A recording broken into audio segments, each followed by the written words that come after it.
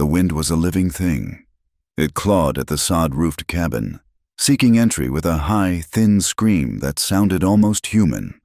Outside, the world had vanished, erased by a blinding whiteness that had swallowed the Wyoming territory whole for 3 days. Inside, the world had shrunk to the space of 2 small rooms and the sound of a child's breathing. Ruth Morrison knelt by the small cot, wringing out a cloth in a bowl of lukewarm water. The cabin was cold, the buffalo chips and meager wood in the stove fighting a losing battle against the seams in the walls. She placed the damp rag on her son's forehead. Caleb, only 5 years old, whimpered in his fevered sleep. His skin was too hot, his cough a dry, shallow bark that tore at her resolve. She was alone. The knowledge was a hard stone in her gut, familiar as the cracked, red skin of her own hands. Her knuckles were split from lye soap and the harsh bite of the wind. She pushed a stray strand of brown hair from her face, her gaze drifting to the pantry. It was almost empty. A handful of beans, the last scrapings of flour in the bin, a sliver of salt pork hanging from the rafter. Enough for 2 days, perhaps 3 if she ate nothing but broth. Survival was a grim mathematics, and she was running out of figures. The isolation of the homestead, 10 miles from the nearest neighbor and 30 from the small, judgmental sprawl of Laramie, had once been a shield. After her husband, Thomas, had died. After the fire and the whispers, the silence of the prairie had been a mercy. Now, with Caleb sick and the blizzard showing no sign of mercy, that silence was a predator. It was long past dark, the meager light from her single oil lamp pushing weakly against the frosted windows, when the sound came, a hard, flat impact against the door. Ruth froze. Her heart slammed against her ribs. It was not a polite knock. It was a fist, heavy and desperate. No one came out this far, no one, unless they were lost or running. Caleb stirred, his eyes fluttering. "Ma?" "Shh, baby, stay quiet." She moved silently, her worn boots making no sound on the wood plank floor. She grabbed the Winchester rifle from its pegs by the door. Her hands, though cracked, were steady as she checked the load.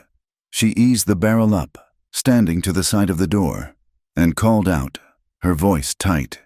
"Who's there?" The wind answered first, a violent gust that rattled the frame, then a man's voice, rough as splintered wood, cut through it. "Need shelter. Just the barn." Just the barn. Ruth hesitated. The voice was deep, strained, and held no plea. It was a statement of fact. She peered through the small, ice-caked pane. A shape was huddled there, a mountain of snow-covered wool and shadow. He was big, and he was armed. She could see the dark line of a rifle slung on his back and the lump of a holstered pistol at his hip. Every instinct screamed to keep the bar latched. She was a woman alone, with a sick child. The townsfolk already thought her reckless, an independent woman who had failed to save her own husband. Harboring a stranger, an armed one, was beyond foolishness. It was suicide. He struck the door again, harder. "Ma'am, the barn, or I'll freeze where I stand." He sounded like he meant it. She saw him shift, and the faint lamplight caught the dark stain spreading across his left thigh, a patch of wetness that wasn't melting snow. He was wounded. The calculation in her mind shifted. A desperate man was dangerous. A dying man was just a body to be buried come spring. But a wounded man in a blizzard, it pricked at the small, stubborn core of humanity she hadn't allowed to freeze over. "I have a rifle pointed at this door," she said, her voice clear and cold. "I am alone, but I do not miss—" A moment of silence, just the wind. "I don't mean you or yours any harm," the voice replied, flatter now, exhaustion pulling at it. "Just the barn. I won't come near the house." Ruth bit her lip. The pantry was empty. The woodpile was dwindling. The barn roof had a hole in the south side that she hadn't been able to fix. "I'll let you use the barn," she called out. "But I have conditions." "Name them." "You stay there. "You do not set foot in this house. You do not come near my well unless I say—" She took a breath, her resolve hardening. This would not be charity. "When the storm breaks, you'll earn your keep. My woodpile needs chopping, and the barn roof needs mending." There was a long pause. He was considering it, considering her. She imagined him out there, freezing, judging her strength. "Done," he said. Ruth slid the heavy wooden bar back. The door flew open, blasted by a wall of snow and ice crystals that stung her face. He stood there, a figure carved from winter itself. He was unkempt, his beard thick with ice, his hat pulled low. He was taller than she'd thought, and leaner, despite the heavy coat. His eyes, shadowed and cold, met hers for a single, unnerving second. She saw a scar, white and stark, running from his temple down his cheek. He looked away first, his gaze dropping to the floor, as if refusing to acknowledge the warmth within. He didn't try to enter. He just stood on the threshold, a ghost of the storm. "The barn is north of the house. There's hay in the loft. Don't light a fire in there you can't control," she said.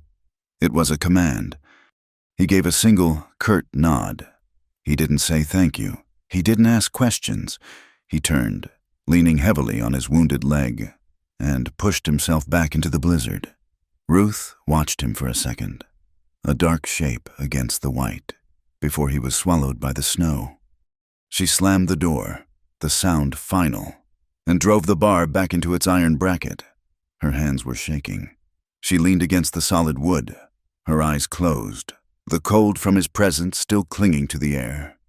"Who was it? Ma?" Caleb's voice was small and frightened. "No one, baby," Ruth whispered, crossing to his cot. "Just the wind." She sat by the window for hours, the rifle across her lap. The storm howled, and the house felt colder, smaller. She watched the barn, but saw nothing.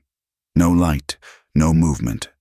Only the snow, piling deeper and deeper, burying the world, burying the stranger she had just locked onto her land.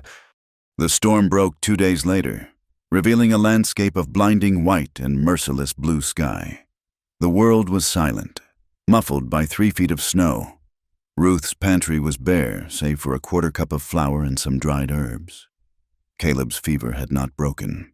She bundled herself in her late husband's coat, the rifle in her hands, and went outside. The cold was sharp, a knife in her lungs. She expected to find the stranger gone, or dead. Instead, she heard the sound, a steady, rhythmic thwack. She rounded the corner of the small cabin, her boots sinking deep, and saw him. He was at her woodpile. He had shoveled a path from the barn, his movement stiff. He was splitting rounds from the cottonwood trunk she hadn't had the strength to tackle herself. He swung the axe with a grim efficiency, his whole body coiled, though she could see the pain in the set of his shoulders. He had taken off his hat, and his dark, matted hair was plastered to his head with sweat, despite the freezing temperature. He heard her, or sensed her.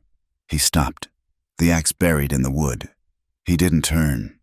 "The roof first," Ruth said, her voice carrying easily in the still air.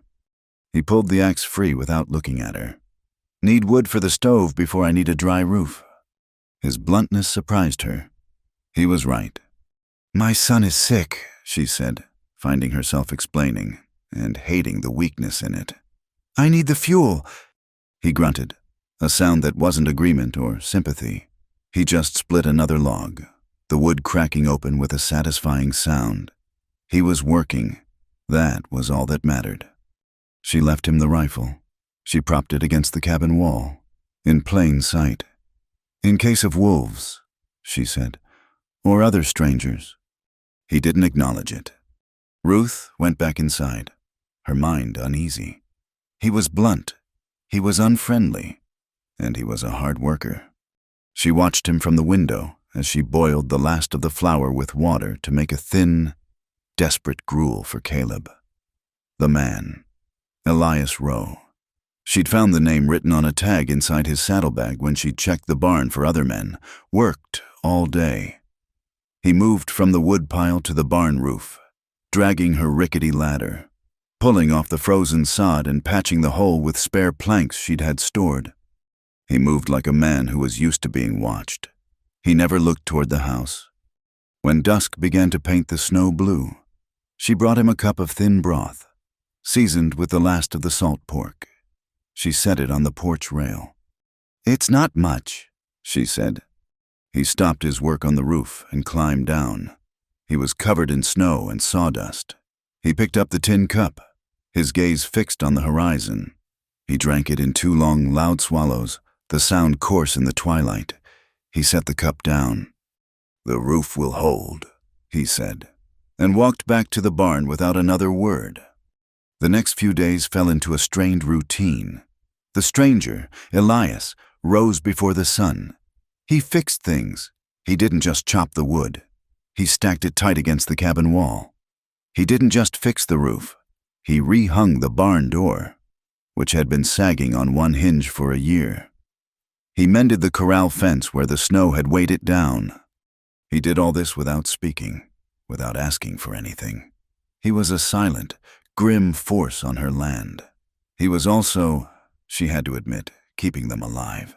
The stacked firewood was a fortress against the cold. Caleb, his fever still high, had taken to watching from the window. "He's building, Ma," Caleb whispered, his small face pressed to the glass. "He's just working, Caleb," she replied. "He's sad," the boy said. Ruth looked at the man's broad, tense back. "He's dangerous, honey. You stay away from the window."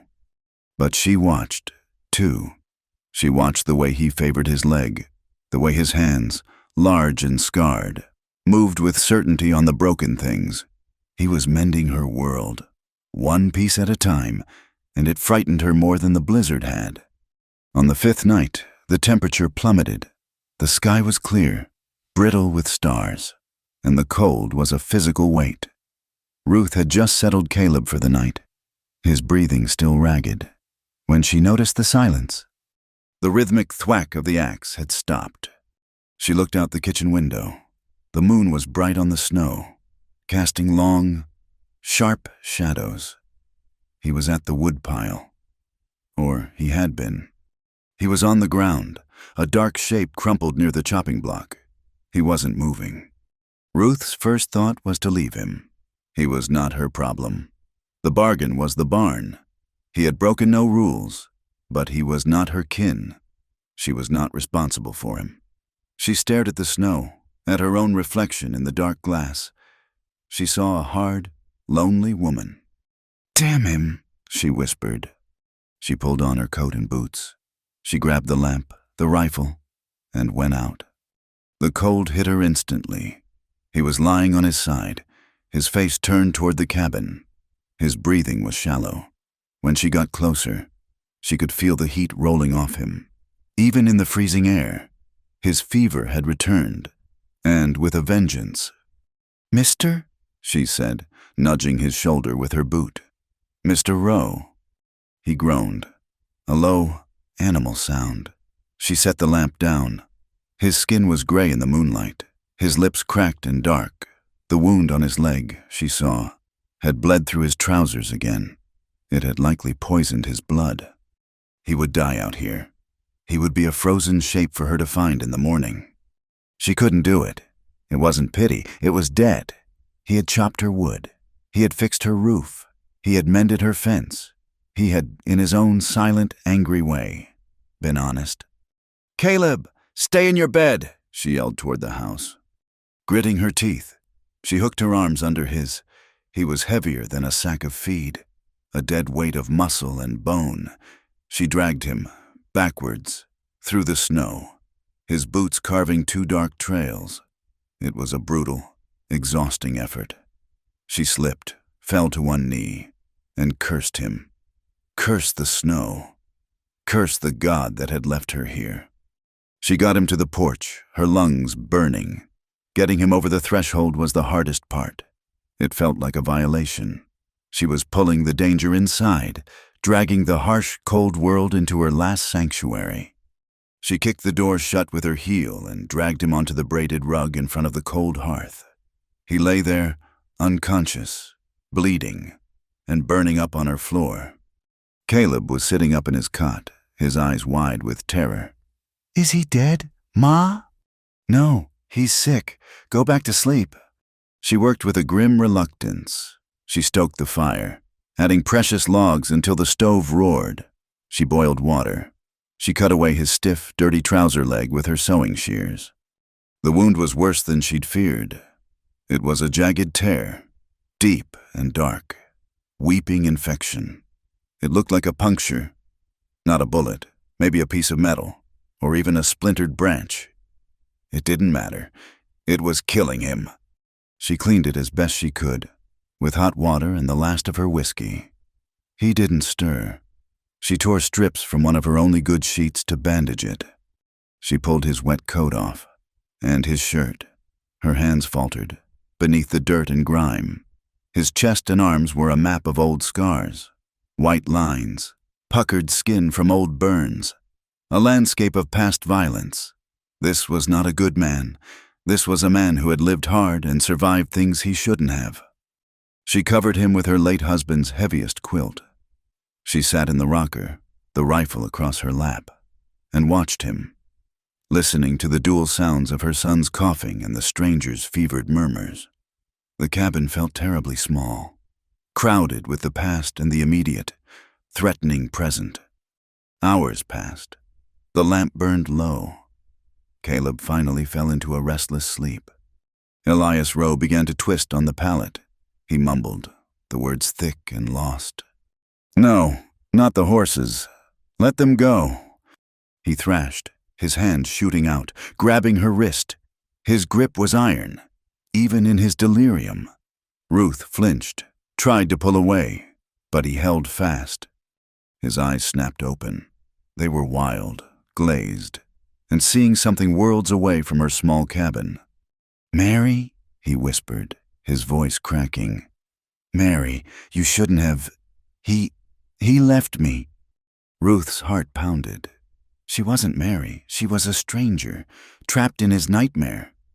"You're sick," she said, her voice firm, trying to cut through the fever. "Let go." He didn't seem to hear her. His gaze was fixed on the ceiling, on the memory. "The fire," he rasped, his eyes squeezing shut. A single, hot tear escaped and tracked through the grime on his temple. "He burned it. He betrayed me, left me in the fire." His voice broke on the last word, a sound of such profound, raw pain that it struck Ruth silent. The iron grip on her wrist loosened, and his hand fell away. He sank back into the fever, his breathing heavy, but the agony of his words hung in the air. Ruth sat back, rubbing her wrist.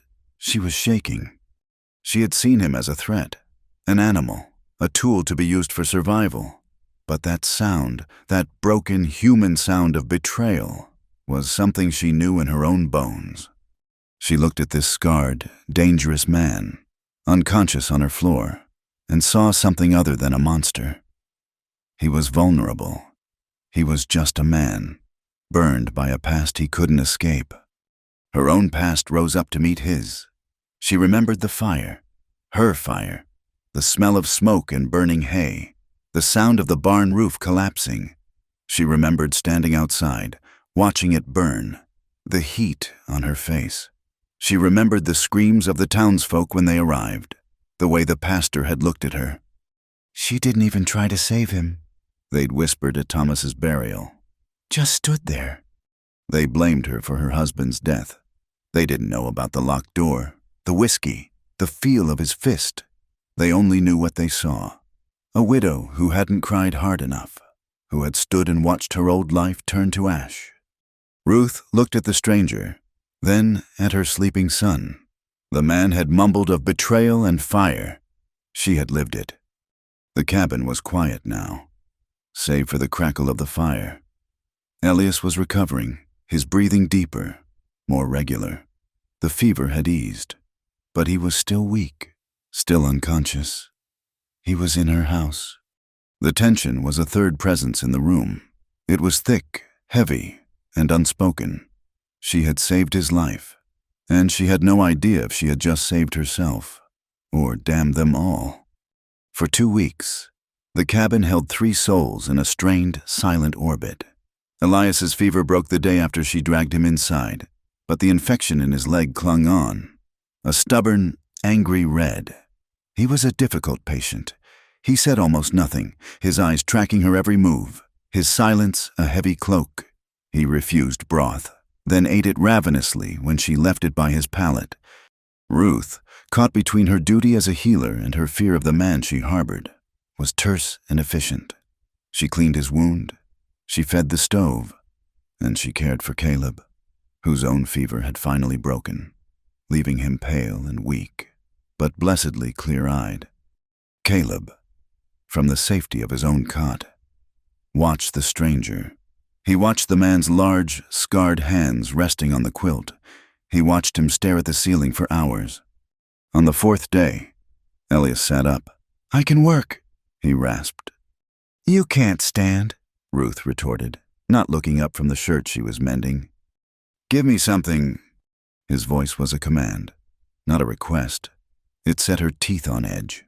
She looked around, annoyed, and her eyes landed on the kindling box. Beside it was a small block of pine. "Fine." She retrieved the block and her small whittling knife, the one she used for kitchen tasks. She dropped them onto his lap. "Don't dull my blade." For the rest of the day, the only sounds were the shush of the knife against wood and Caleb's soft breathing. Ruth went about her chores, kneading the last of her flour into flatbread, pointedly ignoring the man in her corner. That evening, as she lit the lamp, Caleb pointed. "Ma!" Elias had fallen asleep, his head propped against the sod wall. His large, rough hand was resting open on his chest, and nestled in his palm was a small, perfectly carved shape. It was a bird, its wings half spread, its wooden form impossibly delicate. Ruth stared. This man, with a past etched in scars and a voice like gravel, had spent his first day of recovery carving a toy. Caleb slipped off his cot, his bare feet padding on the cold floor. He crept toward the sleeping man, his eyes wide. He hesitated, looking at his mother for permission. Ruth didn't move. Couldn't. Caleb darted in, his small, quick hand snatching the bird, and retreated to his bed, clutching it to his chest. When Elias woke an hour later, he didn't mention the bird. He didn't look at Caleb. He just stared at the fire. But Ruth saw her son watching him. The little wooden bird held tight. As the days passed, Elias healed with the same grim determination he applied to everything. The wound closed, the fever receded. He moved from the pallet to a chair, and then, finally, to his feet. He was unsteady, but stubborn. "I keep my word," he said, his voice stronger. "The barn." Ruth nodded, relieved to have him out of her small space. "The barn." He moved back out, taking his bedroll, and the cabin breathed again. But the arrangement had changed. He was no longer just a vagrant. He was the man who had carved the bird. He stayed on the property, a ghost in the daylight. He was a relentless worker. He didn't just meet his obligations, he exceeded them. He repaired the corral, his movement still stiff, his leg favored. He sharpened her dull axe. He dug a new drainage ditch by the sod wall to keep the spring melt from flooding her floor. He avoided town, that much was clear. When a wagon train passed on the far ridge, a long, dark line heading west, Elias disappeared. Ruth found him in the barn, ostensibly cleaning tack, but his rifle was leaning against the stall, and his eyes were on the road. He never spoke of himself. He never asked about her. They existed in a world of necessary transactions. She would leave a plate of food, mostly beans and cornmeal. As her supplies dwindled, on the porch rail, he would leave a stack of perfectly chopped firewood by the door. Ruth kept her distance. It was safer. This man was a complication she could not afford. The townsfolk already viewed her with suspicion. If they knew she was harboring an armed man, a man who was clearly hiding, she would be ruined. She was alone, and loneliness had taught her to be hard. But the nights were long.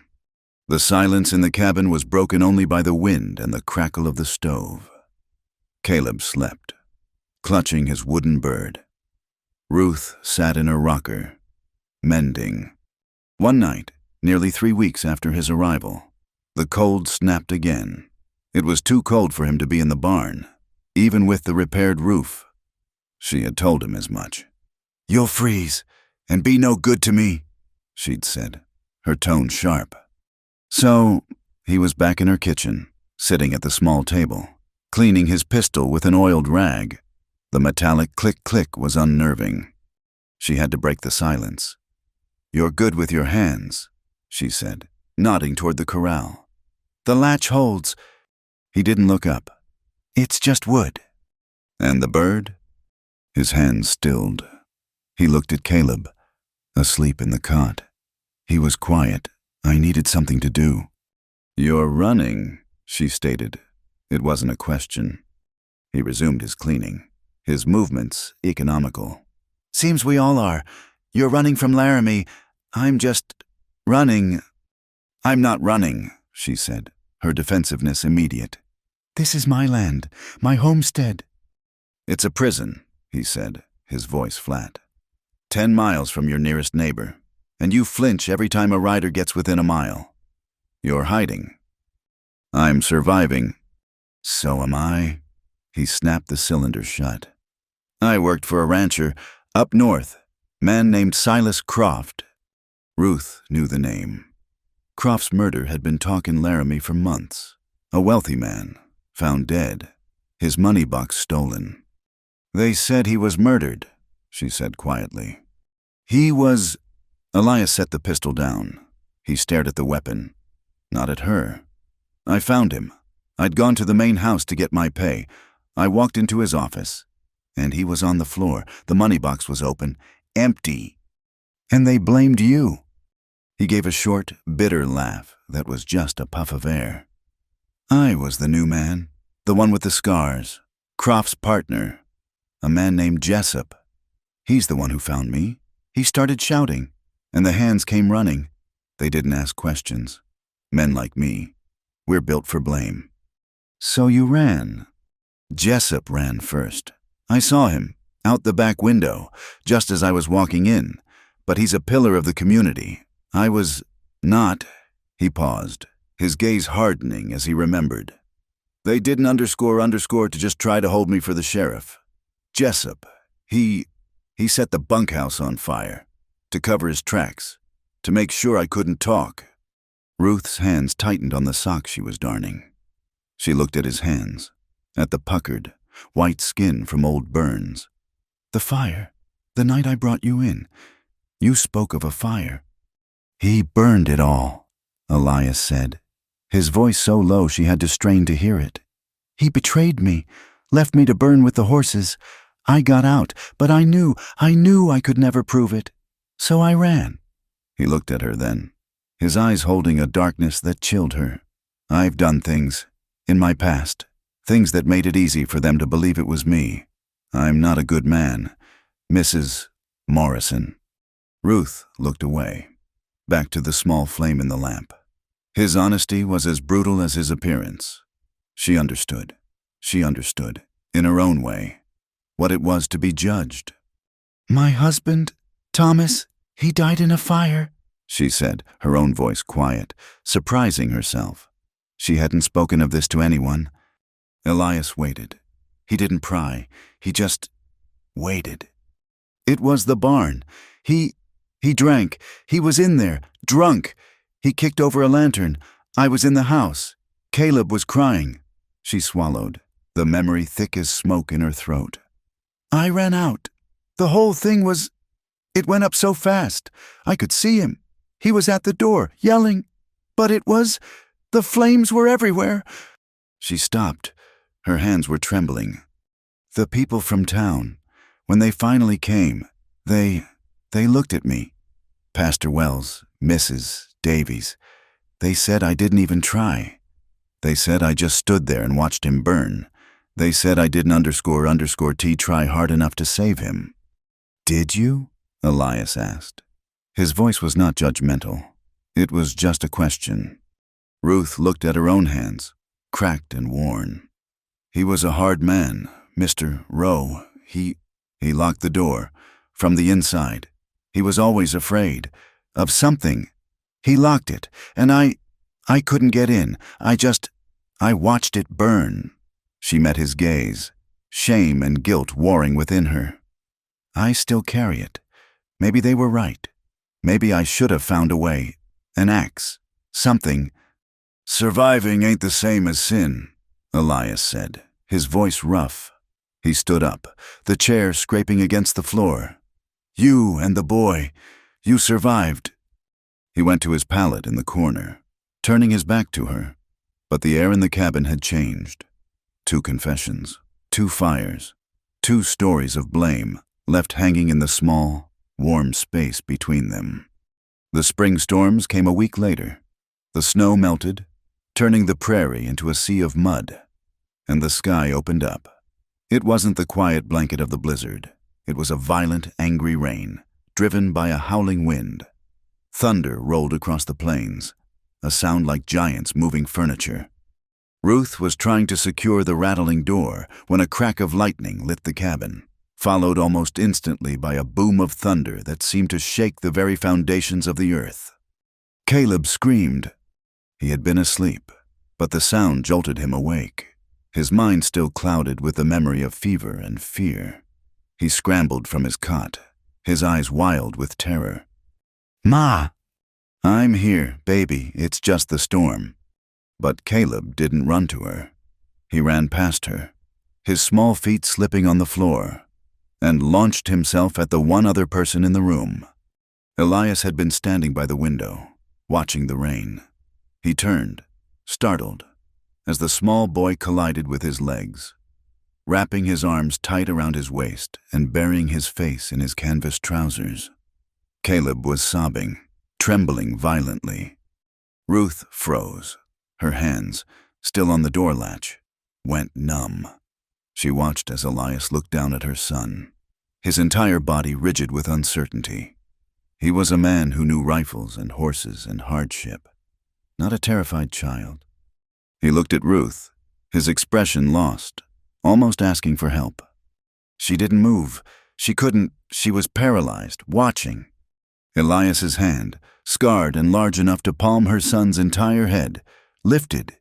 It hovered in the air for a long moment, hesitant. Then, slowly, it settled on Caleb's back. He didn't pat, he just rested it there, a solid, heavy weight. It's just noise, boy, Elias murmured, his voice so low it was almost part of the storm. It's outside, it can't get in. Another crash of thunder rattled the windows. Caleb flinched, burrowing deeper. Elias's hand moved, rubbing a slow, awkward circle on his back. You're safe, he said. Ruth's breath caught in her throat. It was the conflict that tore at her. This man was a wanted man. He had a violent past. He was danger itself. And yet her son, in his purest, most animal terror, had run to him. And her son, she realized, was right. He was safe. The storm raged for an hour. Elias never moved. He just stood there, a mountain against the wind, letting her son cling to him. Eventually, Caleb's sobs subsided into shudders, and then into the deep, steady breathing of sleep. Ruth finally found her voice. He's asleep. Elias nodded. He bent, his movements careful, and scooped Caleb into his arms. He carried him to his cot and laid him down, pulling the quilt up to his chin. Caleb, still asleep, reached out and grabbed the edge of Elias's shirt, fisting it in his hand.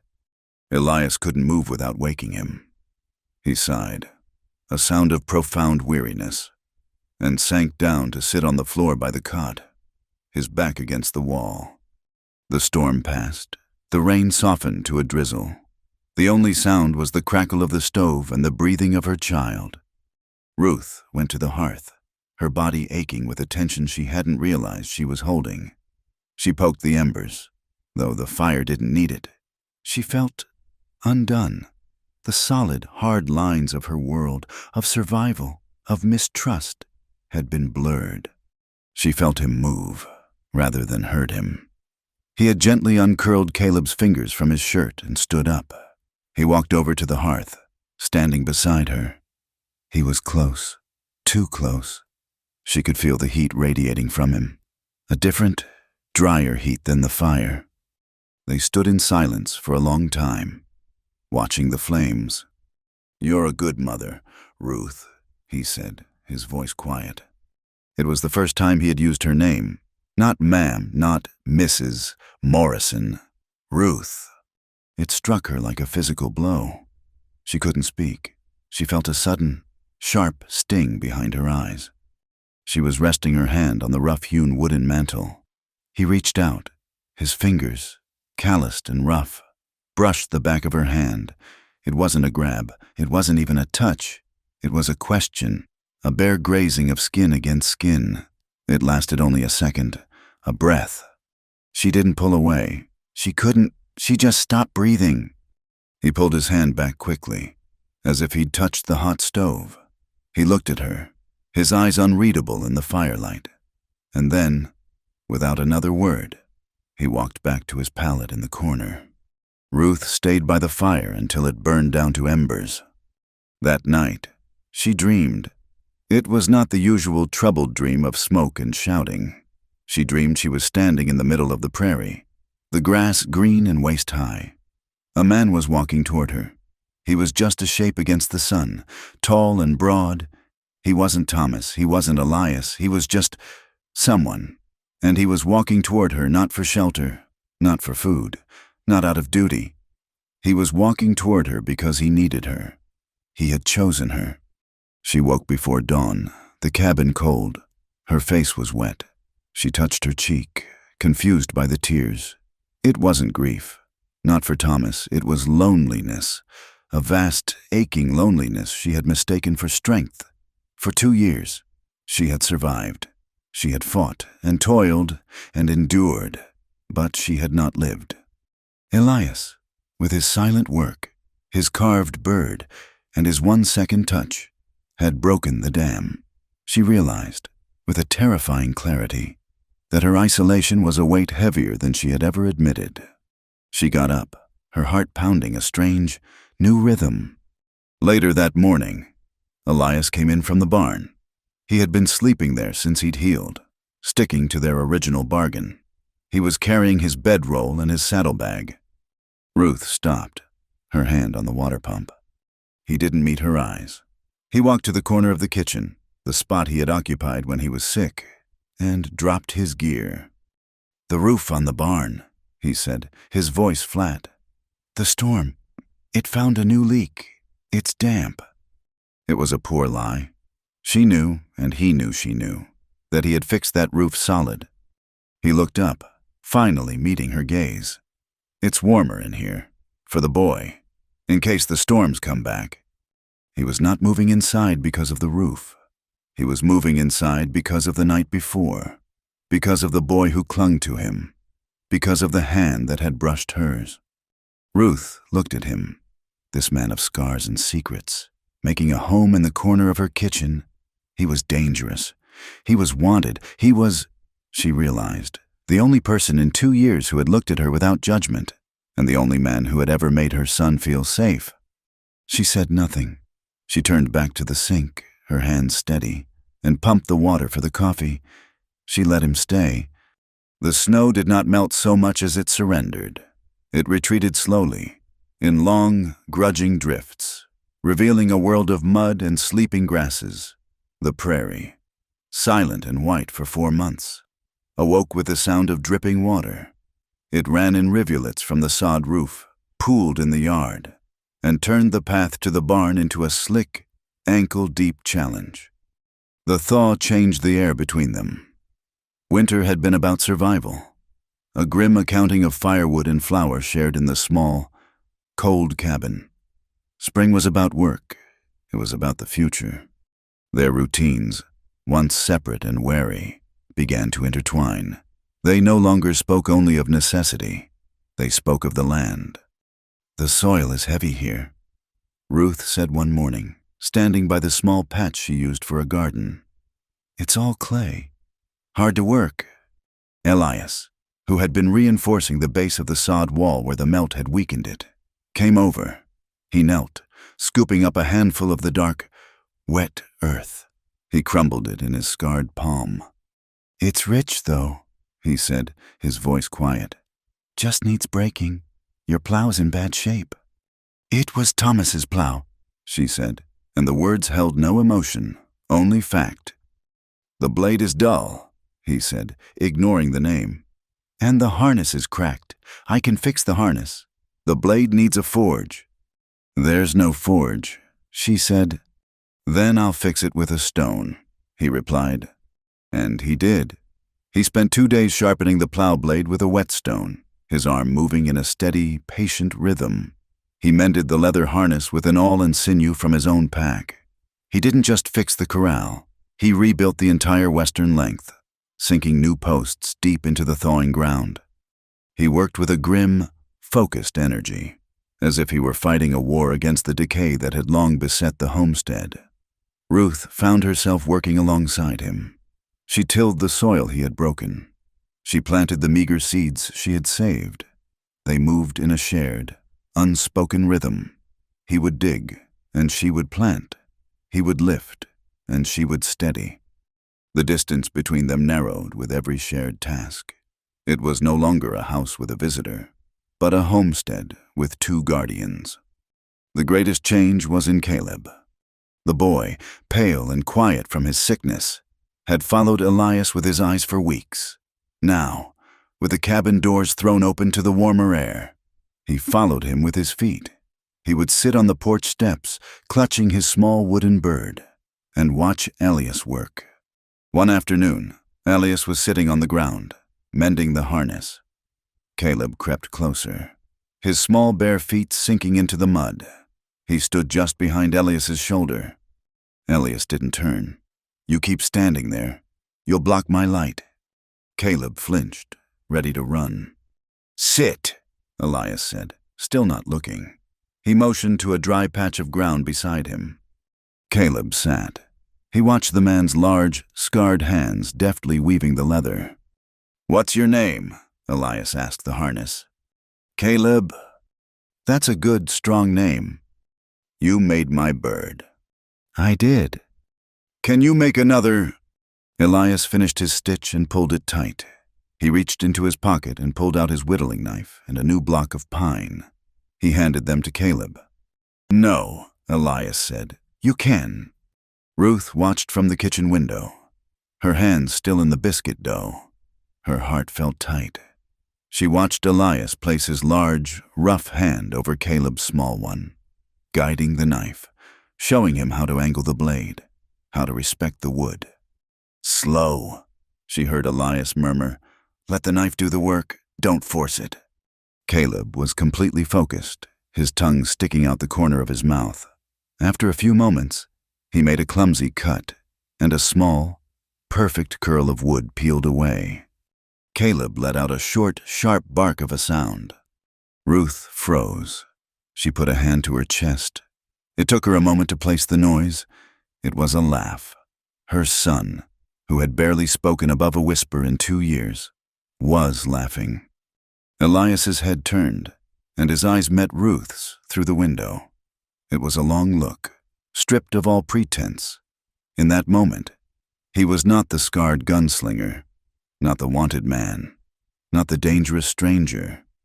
He was just a man, teaching her son how to whittle. He was a man with a gentleness he tried to hide, a patience he probably didn't know he possessed. She saw him, really saw him, for the first time, not as a danger, but as a man, and the realization frightened her far more than the stranger in the snowstorm ever had. The homestead became an island of fragile peace, the rhythms of the work, the sound of Caleb's chatter, the shared meals at the small table. It all built a wall against the outside world, until the outside world came knocking. It was a Tuesday, late in the afternoon. A lone rider appeared on the ridge. Ruth saw him first. Her stomach turned to ice. "Elias," she said, her voice low. He was by the corral. He didn't ask what. He just looked where she was looking. His entire body changed. The relaxed lines of the farmer vanished, replaced by the rigid caution of the hunted. He melted into the barn without a word. His rifle, which was never far, disappearing with him. Ruth wiped her hands on her apron, her heart hammering. She called Caleb inside and told him to play quietly on his cot. She stepped onto the porch, smoothing her skirt, her face set in a mask of hard-won neutrality. The rider was Pastor Wells. He trotted his horse up to her porch, his expression one of pious concern. He was a thin man with a face that looked perpetually disappointed. "Mrs. Morrison," he said, dismounting. He did not remove his hat. "A long way out." "It is, Pastor. What brings you?" She did not invite him in. He looked past her, at the neat stack of firewood, at the mended corral, at the turned earth in her garden. His eyes narrowed. "I see you have been industrious. It is a great deal of work for a woman alone." "The Lord provides," Ruth said, the words tasting like ash. "Indeed," the pastor said, his gaze lingering on a set of large, muddy boot prints near the door. "The town has been concerned for you, Ruth, after the winter, and with the boy's sickness. We managed, so it would seem." He clasped his hands behind his back. "There are whispers, Mrs. Morrison, rumors that you are not, in fact, alone here." Ruth's blood ran cold. "I am always alone, Pastor. You know that better than anyone." His eyes were hard. "The whispers speak of a man, a hard-looking man, a stranger. They say he's been seen on your property, that he's been here for weeks. You know, a widow's reputation is a fragile thing. Harboring a man of unknown character. It is unseemly. It is dangerous." "I am a widow on a remote homestead, Pastor," Ruth said, her voice sharp and cold as ice melt. "Everything out here is dangerous. I take my protection where I can find it. Was there anything else?" The pastor was taken aback by her steel. He had come expecting a shamed, frightened woman. He found a fortress. "Only to remind you of your duty to God and to your late husband's memory," he said stiffly. "My husband's memory is my own business. Thank you for your concern, Pastor." She turned and went inside, closing the door firmly in his face. She leaned against it, shaking. She had held her ground, but she knew what this meant. The whispers were out. The island was no longer secret. Elias didn't come in for supper. She left a plate by the barn door, but it was untouched when she went to bed. The cabin, which had started to feel like a home, felt like a cage again. He was waiting for her in the morning, standing by the woodpile. He hadn't slept. His eyes were shadowed, his face grim. "He'll go to the sheriff," Elias said. It wasn't a question. "He might," Ruth said, her voice tight. "He might just enjoy the gossip. Men like him always go to the sheriff. I'm trouble. Ruth, I told you I was." He picked up his bedroll, which was neatly tied. "I'll be gone before noon. He'll come back, see me gone, and the whispers will die down. You'll be safe." He was running again. He was going to protect her by disappearing, leaving her just as alone as she had been before. The thought of it, the thought of this place without him, the silence returning, the woodpile dwindling, Caleb's laughter fading. It was unbearable. "No," she said. He stopped, his back to her. "No. No, you're not leaving." She walked toward him, her hands clenched at her sides. "He's just a man. Elias, a small, fearful man. I'm not afraid of him." "You should be." He turned, his face harsh. "You don't know what I've done. You don't know what they're saying I've done. If the sheriff comes, if a bounty hunter—" He stopped, the words hanging in the cold morning air. "I'll bring ruin to you, to the boy. I won't do that." "What you've done," she said, stepping closer, "is fix my roof. You've mended my fence. You've plowed my field. You've taught my son how to laugh." He looked shaken, as if she had struck him. "I've been alone out here for 2 years. Elias, I know what unsafe feels like. It feels like the pantry being empty. It feels like the woodpile being low and the wolves howling. It feels like a blizzard, and no one to call." She was standing in front of him now, close enough to see the exhaustion in his eyes. "For the first time since Thomas died," she whispered, the admission tearing out of her. "I feel safe. With you here, I feel safe." He stared at her, his throat working. He looked completely undone. "Don't go," she said, her voice breaking. "Please, you matter." He didn't move for a long time. He just searched her face, as if seeing her for the first time. He saw her strength, her fear, and the desperate, honest plea. Slowly, his hand opened, and he let the bedroll drop to the ground. The tension of that conversation settled over the homestead. They had crossed a line. The words, "I feel safe and you matter," hung between them. A fragile, powerful new truth. They worked all day, speaking little, the air thick with unspoken things. That evening, they stood by the newly mended fence line, watching the sun set. The sky was a blaze of orange and purple. The day's work was done. They were both tired, smeared with the good, dark earth. "The soil is turned," he said, his voice rough. "It'll be a good planting." "Yes," she said, "thanks to you." He shook his head, looking down. I'm just a pair of hands." "You're more than that," she said softly. He turned to her. The setting sun caught the white of his scar, but it no longer looked fearsome. It just looked sad. He looked at her mouth, then at her eyes. "Ruth," he began, as if to warn her, as if to warn himself. She didn't let him finish. She rose up on her toes and pressed her lips to his. It was hesitant. It was clumsy. Her lips were chapped from the wind, and his beard was rough against her skin. It was not a kiss of passion, but of desperate, profound longing. It was the taste of loneliness and the hope of an ending. It was all the unsaid words, all the shared meals, all the late-night confessions of fire and blame, pressed into one moment. She felt his hand come up, his fingers brushing her cheek, his touch surprisingly gentle. He kissed her back, a deep, aching pressure that spoke of a hunger he had starved for years. Then, just as quickly, he tore himself away. He stumbled back, breathing hard, his face a mask of shame and fear. "I can't," he choked out. "I can't. I am what they say I am. I'm ruin. Ruth, I'll spoil you. I'll destroy all this." He turned and stalked away, almost running, his back rigid with self-loathing.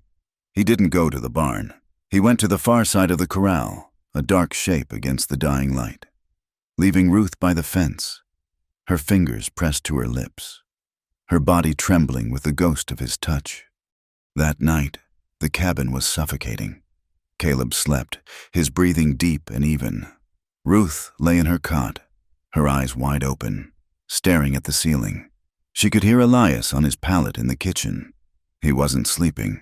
She heard him shift, the rustle of the blanket, the sharp, quiet sound of him taking a breath. He was in agony.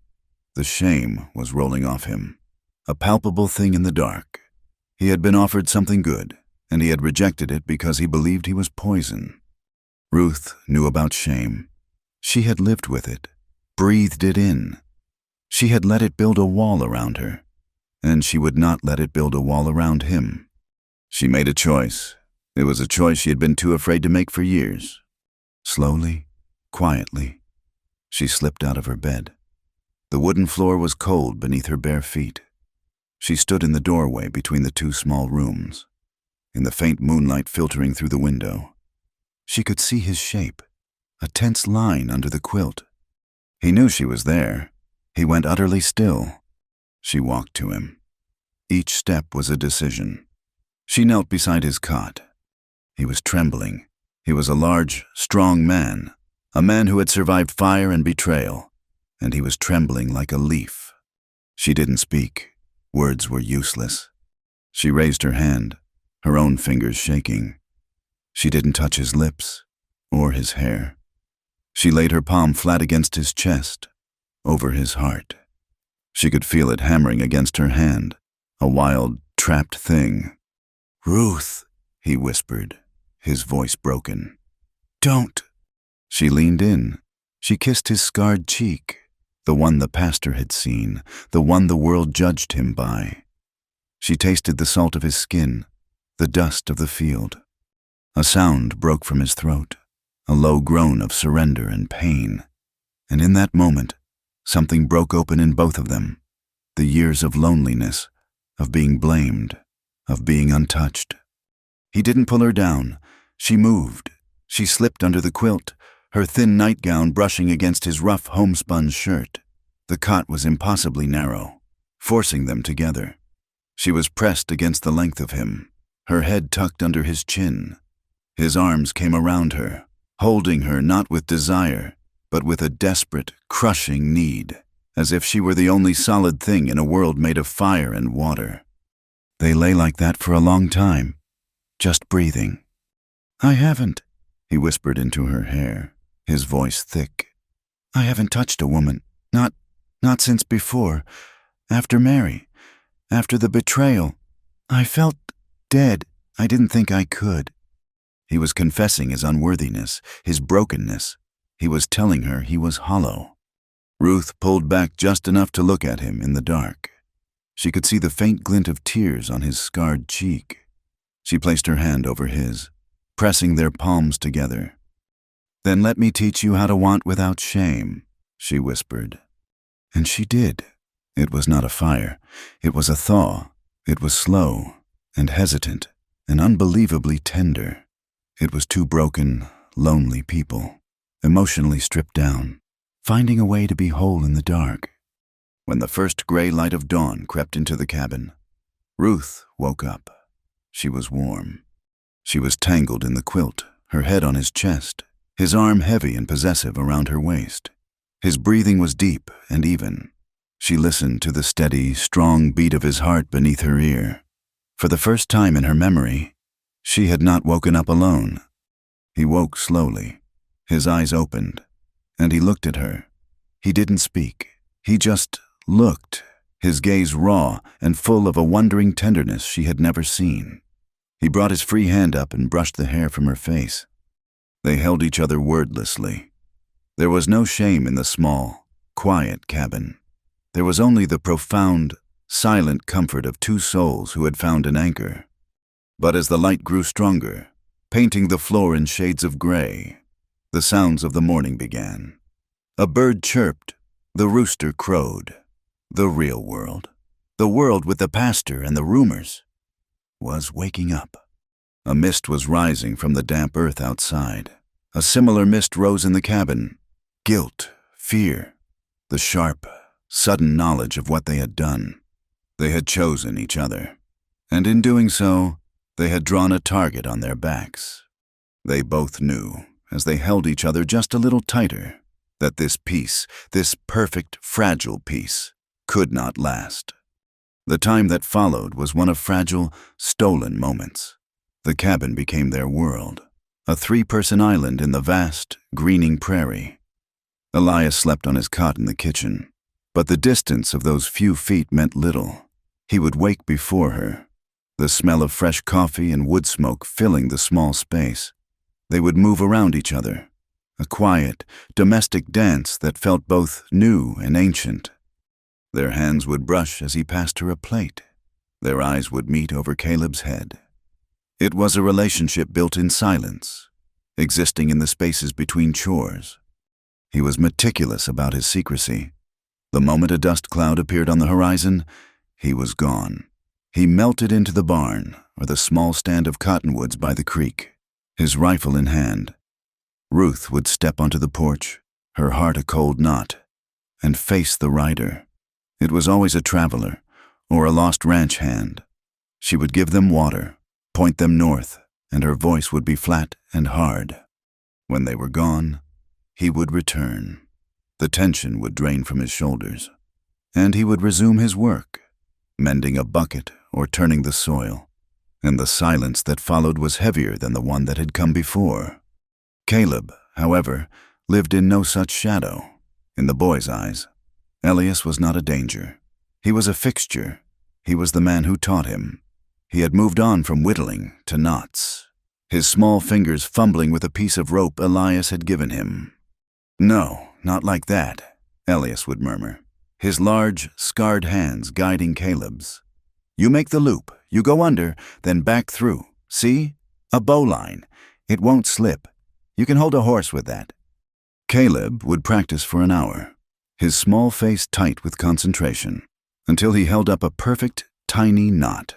Elias would give a single, curt nod, and Caleb would beam as if the sun had risen just for him. He had begun to follow Elias everywhere, a small, devoted shadow. He called him Elias, and the sound, in the boy's clear voice, seemed to smooth the hard edges of the man. One afternoon, Elias was splitting wood, the rhythmic thwack of the axe a new heartbeat for the homestead. Caleb was sitting nearby, attempting to help by stacking the kindling. Ruth watched them from the porch, a basket of mending in her lap. A deep, quiet contentment settled on her, so unfamiliar it was almost painful. This, she thought, is what a home feels like. The sound of the axe stopped mid-swing. Elias was frozen, his head tilted, listening. Ruth heard it a second later. Hoofbeats. Not a single rider, but two, and they were not passing by. They were riding directly for the cabin. "Caleb, inside, now," Elias said. His voice was not the patient teacher's. It was the flat, cold command of the man from the blizzard. Caleb, sensing the change, ran into the cabin without a word. "Go to your room. Lock the door," Ruth told him, her own voice tight. Elias was already at the cabin wall, grabbing his rifle. "How many?" "2, she said, her hands twisting in her apron. "Stay inside. Don't come out. No matter what." He was moving toward the barn, keeping the cabin between him and the riders. "No," Ruth said, a sudden, cold dread filling her. "Elias, wait." She pointed. The sun glinted off a small metal star on the lead rider's chest. Elias stopped. He looked at the star, and the tension in his shoulders eased, replaced by a different, colder dread. "The law," he said. He lowered the rifle. He wouldn't fight the law. He just stood by the barn, cornered, and waited. Ruth stepped back onto the porch, her hands clenched at her sides. The two men rode up. The one with the star was older, his face weary and lined by the sun. The other was a younger deputy. "Ma'am," the older man said. Touching the brim of his hat, he dismounted, his movements stiff. "Sheriff Lang, Laramie." "Sheriff?" Ruth acknowledged. She did not offer him comfort.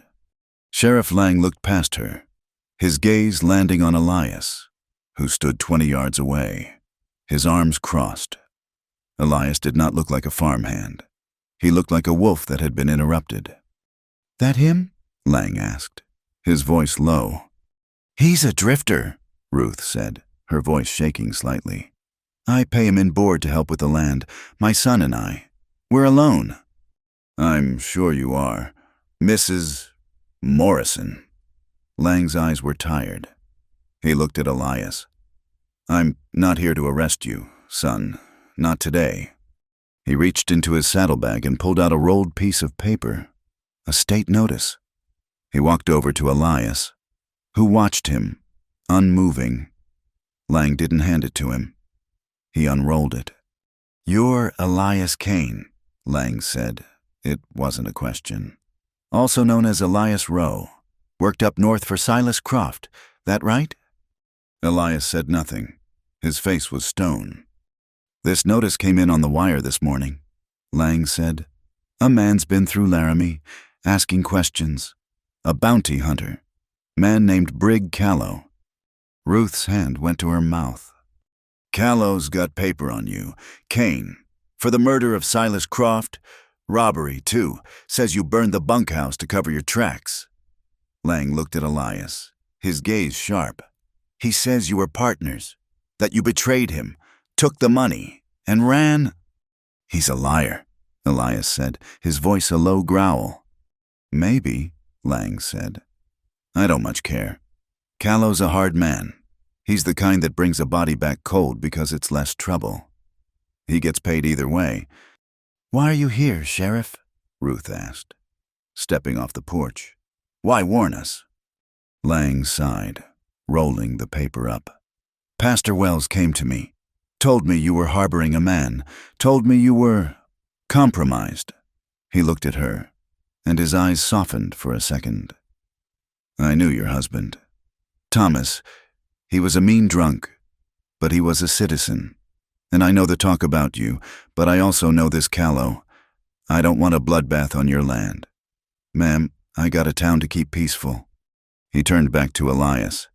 "Someone in Laramie talked, someone who saw you here, or saw him riding out for supplies. Callow knows you're in this territory. He's rounding up a posse. He'll be here, maybe in a week, maybe 2. I'm telling you this as a courtesy. Run." The sheriff put the notice back in his bag. "I was never here. I didn't see any man matching that description. But if I come back and you're still here, Kane, I'll have to take you in, or Callow will." He mounted his horse. "Ma'am." He tipped his hat and, with his deputy, rode away, leaving a heavy, damning silence in his wake. Ruth turned to Elias. His face was pale beneath the tan, his scar a stark white. Kane. His name was Elias Kane. "Elias," she said, her voice trembling. "Go, now! Take the horse! Take what supplies we have! Just ride! Ride east!" He didn't move.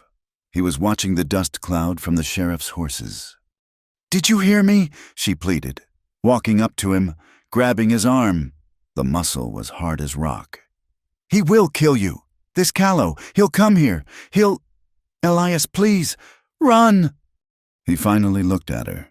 His eyes were dark, not with fear, but with a terrible, cold resolve.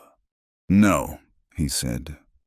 "What do you mean, no?" she cried, her voice rising in panic. "This isn't your fight. You don't owe me this. You can get away." "Run where? Ruth," he said, his voice quiet, but rough as sandpaper. "I've been running my whole life. I ran from men who said I was nothing. I ran from Jessup.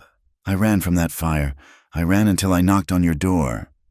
He reached up, his hand calloused, and brushed her cheek. "This is the only good thing I have ever known. This piece of land, this feeling, this boy." His gaze was fierce, possessive. "I'm not running from it. I won't. I am done running." "Then what?" she whispered, tears welling. "You'll die? You'll let him kill you? For what?" "For this," he said simply. "I won't let him take this from me. I won't let him take it from you. I'm going to fight for it." That night, the cabin was a tinderbox of fear and unresolved want. Caleb slept, oblivious.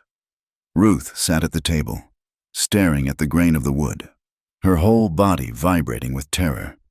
Elias was cleaning his rifle. The snick-snick of the oiled rag was the only sound. He was going to die. He was going to stand in her yard and be shot down for a crime he didn't commit, all because he was too stubborn to run. She couldn't bear it. She went to him, to his cot in the corner. He looked up, his face shadowed. "I'm not afraid," she whispered, the words a lie, but a necessary one. He set the rifle aside. He looked at her, his gaze traveling over her face, her neck, as if memorizing her. "You should be," he said, his voice raw. "You should be afraid of me. Ruth, you look at me, and you see the man who mends your fence, the man who carves birds for your son. He took her hand, his grip tight. You don't know the man I was. The man Callow is hunting. I was a mean man before you. I was angry. I lived in bar rooms and took what I wanted. I hurt people. Callow, he's hunting that man, and he's right to— That man isn't here, she said, her voice shaking. He's not the man I know. He is, Elias said. He's in here, and Callow is coming to drag him out. He pulled her down onto the narrow cot. There was no tenderness in it, not like the first time. He kissed her, and it was raw, desperate, and emotional. It was a kiss of fear, of anger, of a deep, primal claim.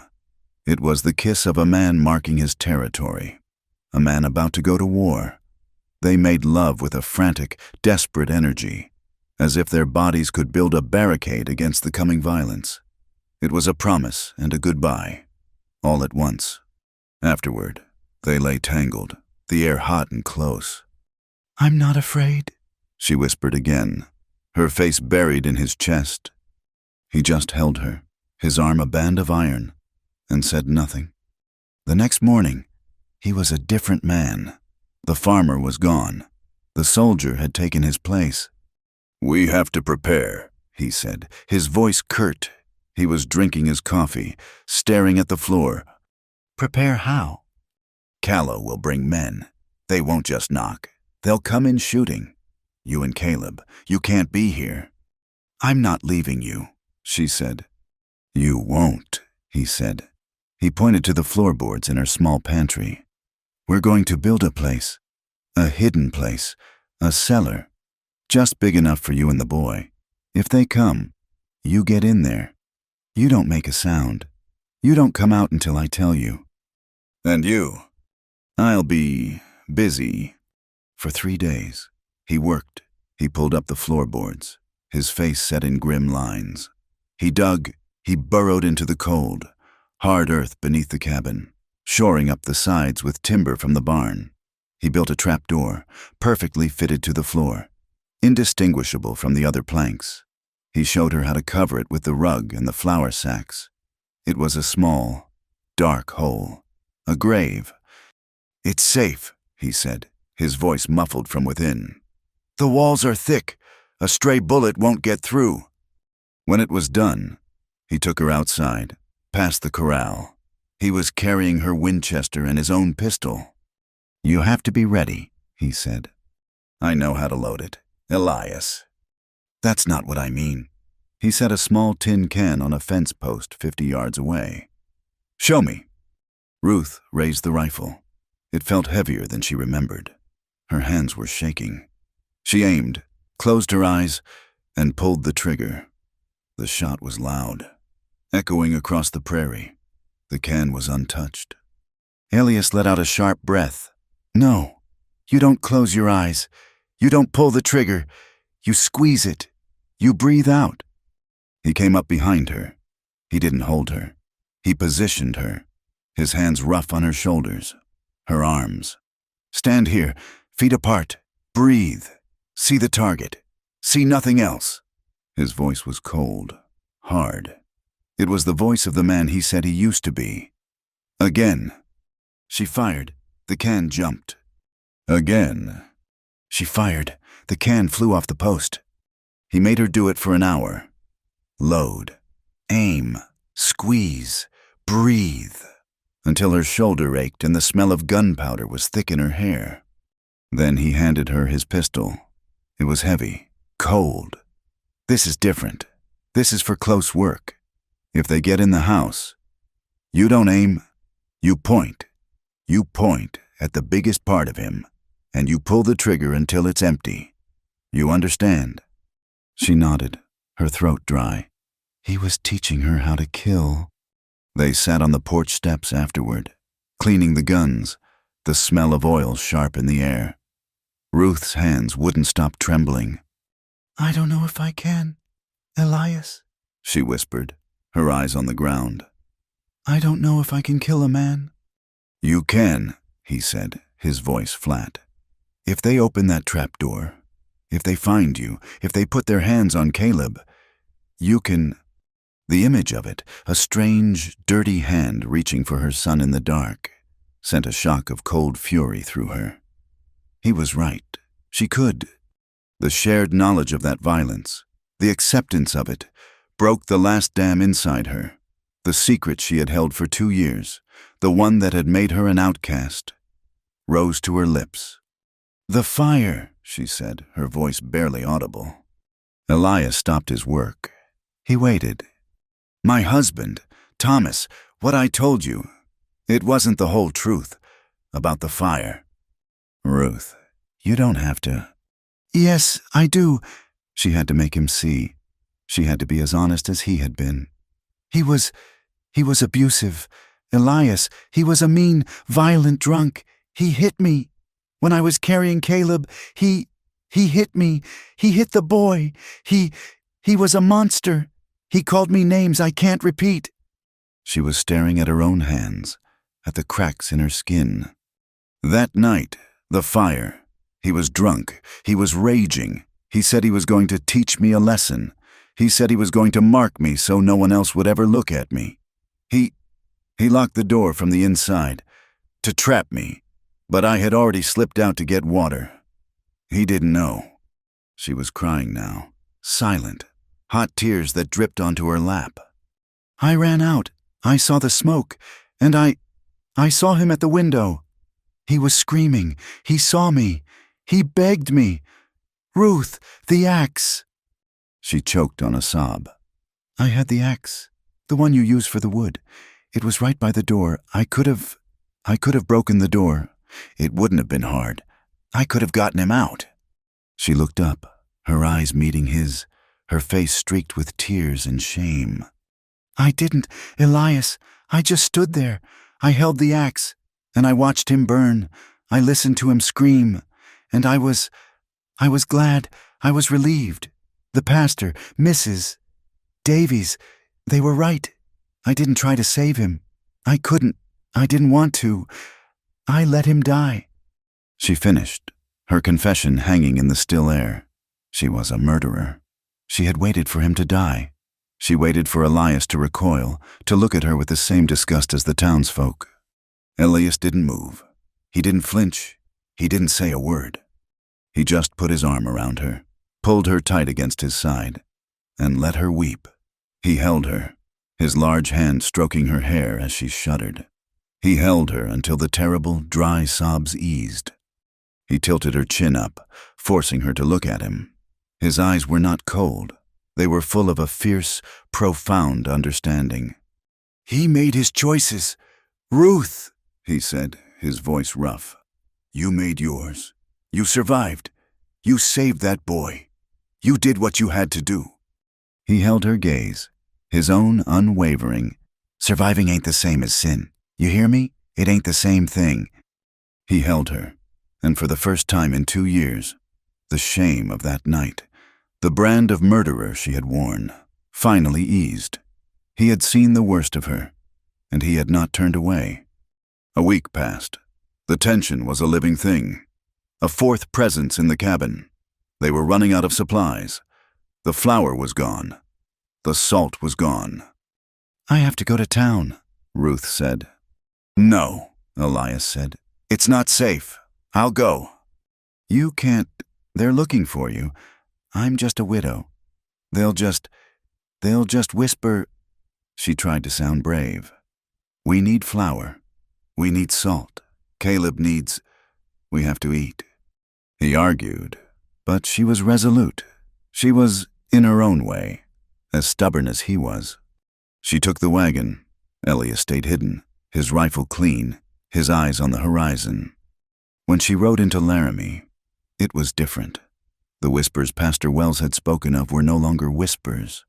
They were a cold, hard wall of silence. No one met her eye. When she walked toward the general store, Mrs. Davies, who was sweeping the boardwalk, saw her and deliberately turned her back. Ruth entered the store. The bell tinkled. Mr. Henderson, the proprietor, was behind the counter. He looked up, and his face hardened. "I need flour," Ruth said, her voice quiet. 20 pounds, and 5 pounds of salt. Mr. Henderson crossed his arms. We're fresh out. I can see a barrel of flour right behind you. Mr. Henderson. That's reserved. A woman in the corner, one she recognized from church, spoke up. Her voice was loud, intended to be heard. A whore. That's what she is. Shacking up with a killer. Pastor Wells told us. Her poor husband. Not even cold 2 years. Another added, her voice dripping with disgust. And she brings that trash onto his land. Ruth felt the blood drain from her face. She turned to the women. You don't know what you're talking about. We know you're harboring a murderer. The first woman spat. That makes you no better than him. You're a disgrace to this town. Get out of my store, Mrs. Morrison, Henderson said, his voice flat. I won't serve you. I don't want his kind in here, and I don't want his woman. Ruth stood there, humiliated, every eye in the store burning into her. She turned, her back straight, and walked out. She untied her wagon, her hands shaking with a cold, white-hot rage. She rode the 10 miles back to the homestead. The wagon was empty. When she pulled into the yard, Elias came out of the barn. He saw her face. He saw the empty wagon. He didn't have to ask. He just put his hand on her arm as she climbed down. The world had shrunk. It was no longer an island. It was a fortress under siege. The townsfolk had abandoned her. The law had abandoned her. It was just the 3 of them, and the bounty hunter was coming. They came at dawn. 3 riders, dark shapes against the rising sun, crested the ridge. They did not ride in.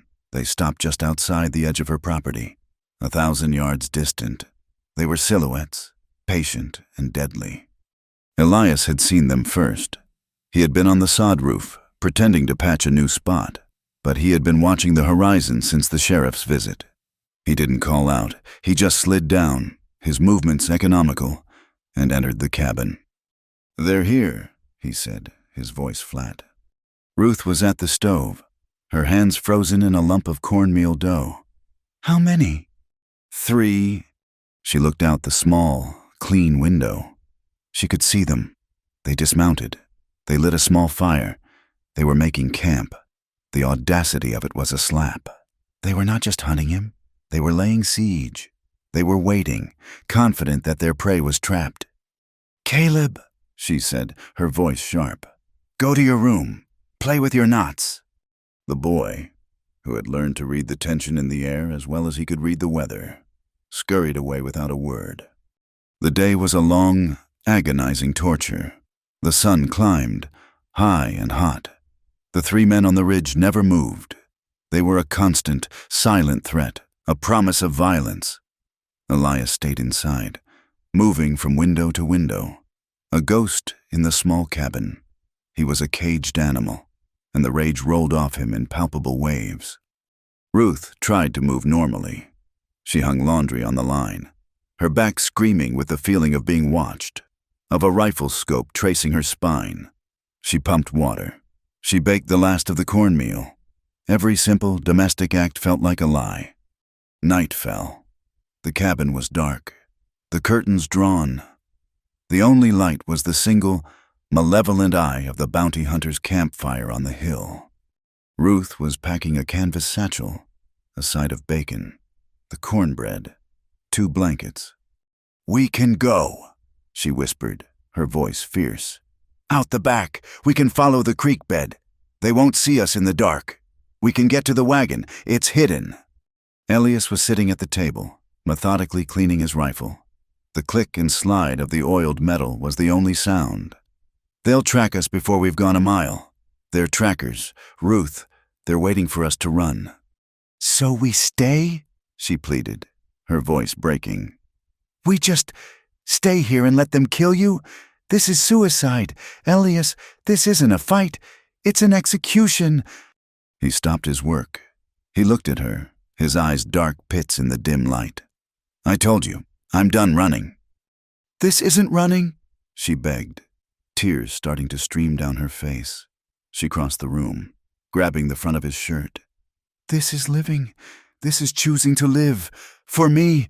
For Caleb." He covered her hands with his own, his grip firm. Living hollow? That's not living. That's what I did for 10 years, hiding in shadows, looking over my shoulder, never sleeping. That's a different kind of death. He pulled her closer, his gaze burning into hers. "I would rather die here, near you, than live hollow again. This is the only place it's the only thing I've ever had that was worth a damn. It's home, and I am fighting for my home." His words were final. The mean man he had warned her about was looking at her, and his resolve was made of iron. She knew, in that moment, that he would die in this yard. A cold, hard fury she hadn't known she possessed, colder even than the one that had watched her husband burn, rose up in her. If he wouldn't run, then they would fight, but they would fight on her terms. "All right," she said, her voice dropping, the tears stopping. "Then we don't wait for them to come to us. We bring them in. We draw them." He looked at her, surprised. "What do you mean?" "They're watching the house," she said, her mind working fast, the years of hard, strategic survival clicking into place. "They're watching the barn. They expect you. They don't expect me." She pointed toward the back of the property. "The old shed, the one Thomas used for tack. It's dry as tinder. It's worthless." He saw it instantly. "A fire, a diversion. They'll think you're making a run for it out the back. They'll split up. They'll be confused. And when they split up, I'll be waiting." He finished. He looked at her, a new, fierce admiration in his eyes. "By the corral, behind the water trough. It's a solid position." "It's dangerous," he said, his voice softening. You have to be in the cellar." "With Caleb. That was the plan. You stay hidden." "You taught me how to shoot. Elias," she said, her voice flat. "You didn't teach me how to hide. I'm not hiding. Not anymore." She went to her sewing box. She pulled out a single, heavy brass cartridge, a .45. "I found this," she said, "in your saddlebag. The first week, after you were sick, I kept it." He looked at the bullet in her palm. "I kept it," she whispered, her voice thick, "for when we needed freedom." He took it from her. He didn't speak. He checked his pistol, which was already loaded. He opened one chamber, removed a perfectly good bullet, and slid hers into its place. He spun the cylinder. He holstered the weapon. He was saving her bullet. "Caleb," Ruth called, her voice steady. The boy came out, his eyes wide. "You're going to play a game. You're going to go into the hidden place, and you are not to come out, no matter what you hear. Not until I or Lias come and get you. Do you understand me, Caleb? This is the most important thing." The boy, raised on the harsh realities of the prairie, did not cry. He just nodded, his small face pale and serious. He clutched his wooden bird. "I love you," Ruth whispered, kissing his forehead. He crawled into the dark hole. Ruth slid the trapdoor shut. She pulled the rug over it. She moved the flour sacks. The cellar was invisible. She turned to Elias. He was armed, his rifle in his hand, his pistol on his hip. He was the man from the blizzard again, all hard lines and cold purpose. She kissed him. It was not a kiss of love. It was a kiss of gunpowder and fear and a shared, terrible resolve. "Be ready," she whispered. She grabbed the small can of lamp oil. She slipped out the back door, a shadow in the darkness. Elias moved out the front, melting into the deeper blackness by the corral. Ruth ran, crouching low, her heart a drum against her ribs. The shed was 100 yards away. She didn't let herself think. She splashed the oil on the dry, warped planks. She struck a match. The whoosh of the fire catching was louder than a gunshot in the silent night. Flames licked up the side of the shed, bright orange against the dark. A shout from the ridge. He's running. He set a fire. Jenks, you cut around the north. Pike, with me. We take him from the front. She had been right. They split. Ruth didn't wait to watch. She ran back to the cabin, her breath tearing at her lungs. She slipped inside, bolting the door. She grabbed the shotgun. She went to the small bedroom window, which had a clear view of the front yard. She heard the horses.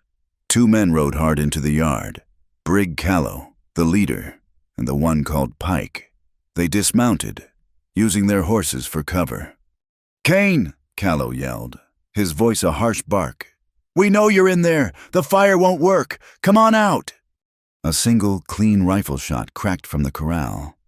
The third man, Jenks, who had been riding toward the fire, slumped in his saddle and toppled to the ground, dead. Callow and Pike spun toward the sound. "Damn him! He's in the corral! Pike, pin him! I'll move!" Pike dropped to one knee and started firing his rifle toward the water trough. Bullets thwacked into the wood. Elias returned fire, a high-pitched scream. Pike dropped his rifle, clutching his arm, blood pouring between his fingers. He was wounded, out of the fight. "Kane!" Callow roared, enraged. He was pinned behind his horse. "It's just me and you now, you murdering bastard!" "It was Jessup!" Elias yelled back, his voice tight. "You're hunting the wrong man!" "I don't care. The paper says you, and I always get my man." Callow knew he was in a bad spot. He looked at the cabin, at the smoke, at his wounded man. He had to end it. He made his move. He bolted from behind the horse, running low, straight for the cabin door. Elias fired. The bullet tore through the sleeve of Callow's coat, but missed him. Callow slammed his shoulder into the cabin door. The old wood splintered, but the bar held. He fired his pistol at the latch. Wood exploded. He kicked it open. He was inside. Ruth was frozen in the bedroom. She heard him. He was in the kitchen. "Kane!" Callow yelled, his voice muffled. "I'm in here, with your woman! You'd best come out!" He was breathing hard. He moved through the small cabin. Ruth held her breath. She could hear him, listening. He saw the bunched-up rug. He saw the flour sacks, hastily moved. "Well, well," he whispered. "What's this?" Ruth heard the scrape of the trap door being thrown open. And then she heard her son scream, a raw, terrified shriek. "Elias! Lias! Come on out, boy." Callow's voice was almost gentle. "We're going to meet your friend." Ruth burst from the bedroom. She was shaking so violently she could barely hold the shotgun. Brig Callow was standing in the middle of the room. He had Caleb. He was holding the boy in front of him like a shield, a long-barreled pistol pressed to her son's head. "Ma!" Caleb sobbed. "Put it down!" Callow snarled at Ruth. "Put it down, or he's dead!" Ruth let the shotgun clatter to the floor. Her hands were numb. "Good. Now," Callow said, dragging Caleb with him to the shattered doorway. "Kane, I've got your boy. I've got your woman. It's over. Throw out your rifle. Throw it out now." Elias stepped out from behind the trough.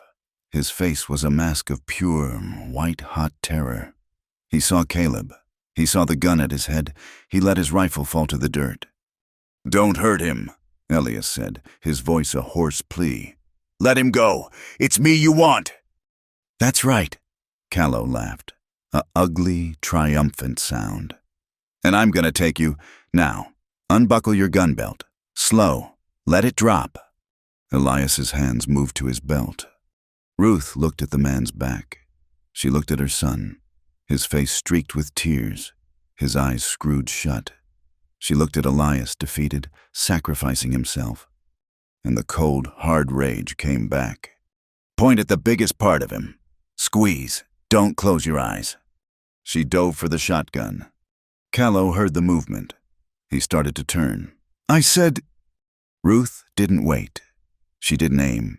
She pointed it at his leg, the biggest part of him not blocked by her son, and pulled both triggers. The boom of the shotgun was deafening. It filled the world. the cabin filled with acrid smoke. Callow screamed, a high, inhuman sound. The blast had torn his leg to shreds.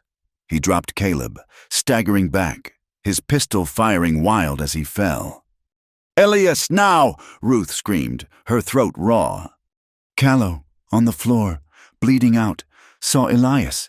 He raised his pistol, his hands shaking, trying to take his killer with him.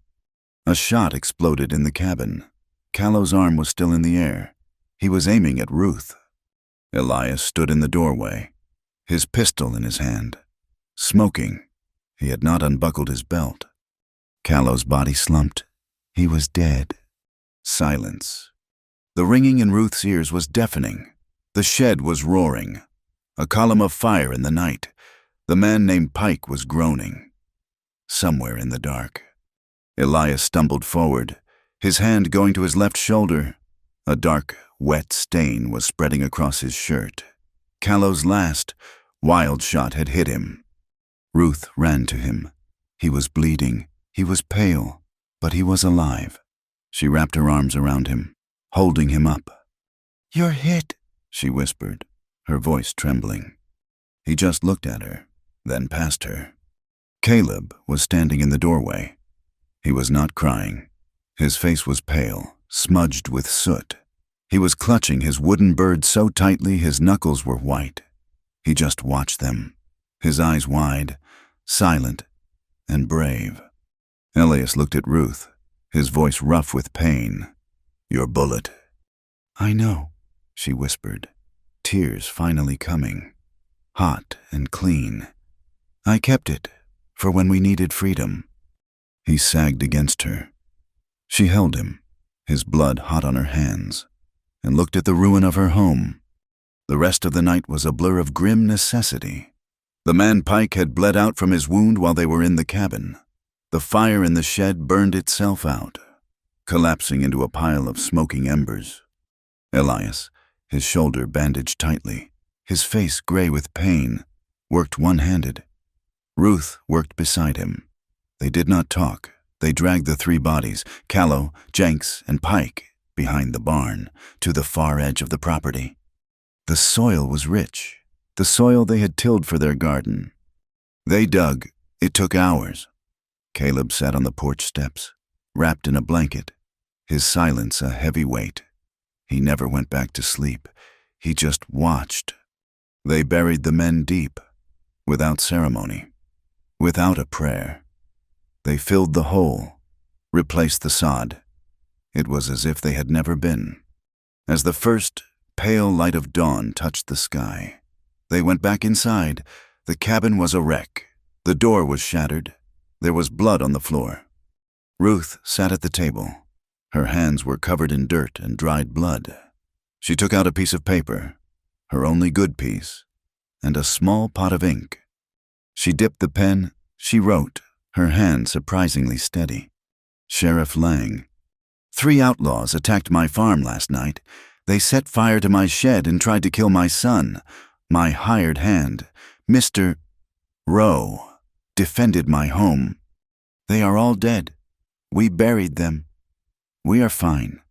We do not need any help. Mrs. Ruth Morrison." She finished. She looked at Elias, who was slumped in his chair, half conscious from pain and exhaustion. She had not called him Cain. She had called him Rowe, her hired hand. She had claimed him.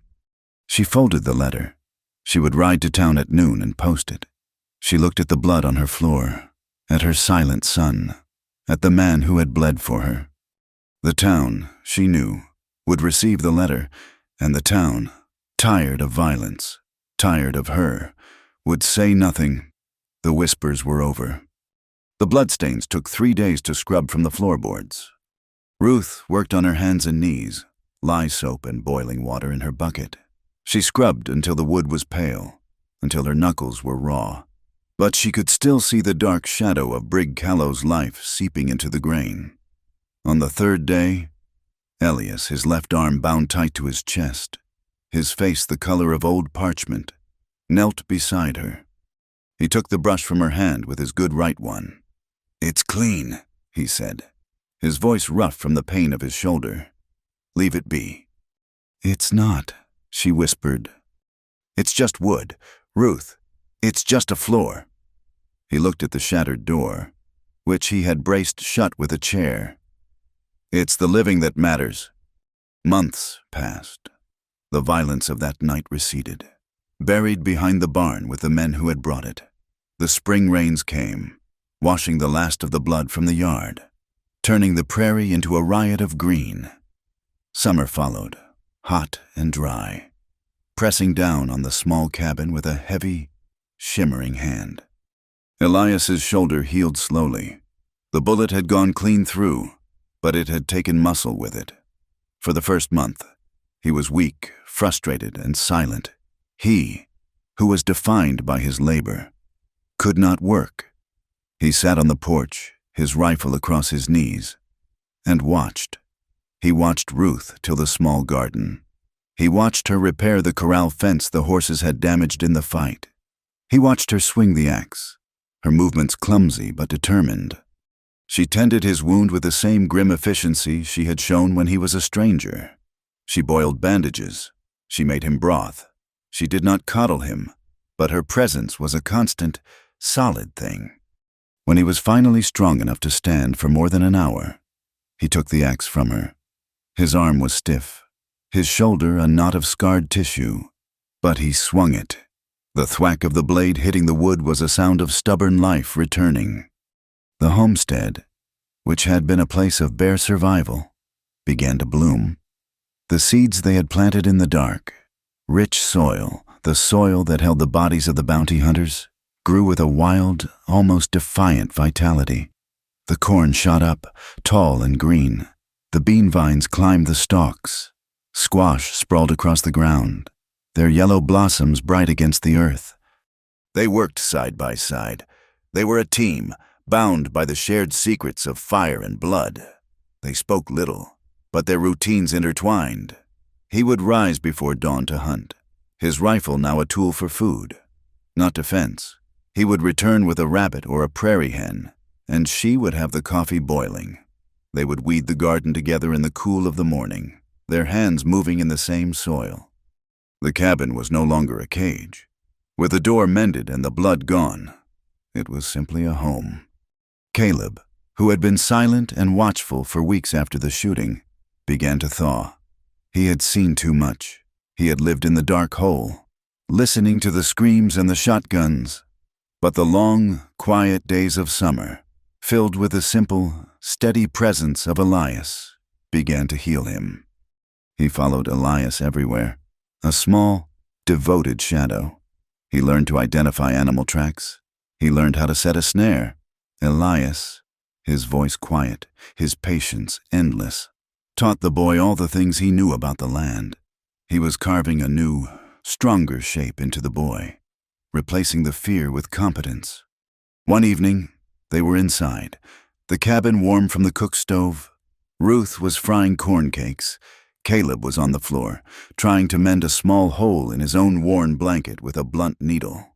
His small fingers grew clumsy with frustration. "Ma," he said, his voice tight. "Ma, I can't. The thread won't go." Ruth, her hands deep in cornmeal, didn't turn. "Just a minute, baby." Caleb huffed. He looked over at Elias, who was sitting at the table, sharpening his whittling knife on a whetstone. "Pa," Caleb said, the word as simple and natural as breathing. "Can you thread this needle? My fingers are too big." The sound of the knife on the stone stopped. Ruth froze. Her hands went still in the bowl. The only sound in the cabin was the sizzle of the fat in the skillet. Elias did not move. He sat with his back to the boy, his shoulders rigid. Ruth could see the muscles in his neck, the line of his scar, pulled taut. "Pa?" Caleb asked again, confused by the silence. Elias laid the knife down. He did not turn. He stood up slowly, his chair scraping against the floor. He walked past Ruth, his face a mask she could not read, and pushed open the cabin door. He stepped out into the twilight. Ruth stared at the open door. "Ma?" Caleb whispered, his eyes wide, thinking he had done something wrong. "It's all right, baby," Ruth said, her voice strained. She wiped her hands on her apron and followed Elias outside. She found him by the corral, his good hand gripping the top rails so hard his knuckles were white. He was staring at the horizon, at the last sliver of the sun, a line of fire in the west. He was perfectly still, but she could see he was trembling. "Elias," she said softly. He didn't look at her. He just shook his head, a small, violent motion. "I am not," he choked out, his voice thick, unrecognizable. "I am not. That name, I have no right to it." "It's just a word. Elias," she said, coming to stand beside him. "It's not," he whispered. He turned to her then, and his eyes, the eyes of the gunslinger, the man who had faced down 3 men, were full of tears. A single tear tracked down his scarred cheek, tracing the old wound. "It's a name for a good man, a man who builds, a man who... I'm the man who destroys. I'm the man they hunt. I'm Cain." "You are the man who stayed," Ruth said, her voice fierce. She put her hand over his on the rail. "You are the man who taught him how to be brave. You are the man who bleeds for him. He's a child. Elias, he doesn't know about Cain. He only knows the man who is here.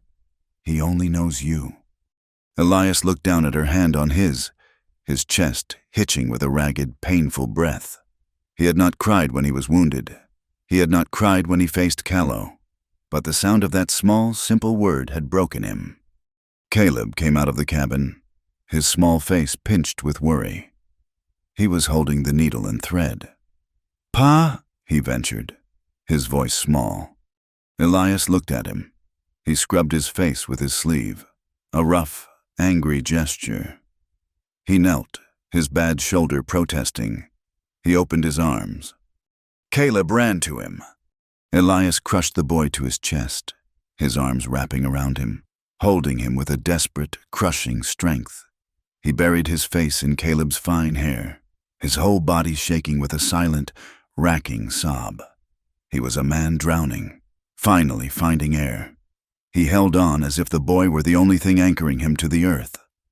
"I'm here, son," he whispered, his voice shattered. "I'm here." Ruth stood and watched, her own tears blurring the purple twilight. The homestead was quiet. The family was whole. The peace held for another month, through the end of the harvest. They worked, they ate, they lived. They were a family. But the shadow of the outside world was long. One afternoon, a rider approached. The old, cold fear returned instantly. Elias didn't hide. He stood on the porch, his rifle in his hand, his stance easy, but his eyes hard. Caleb slipped inside to stand by his mother. The rider was a stranger, thin and worn, his horse lathered. He looked like he had been riding for days. He stopped at the well out of pistol range. "Just need water, mister," the man called. His hand held up, palm out. "Take it and go," Elias said.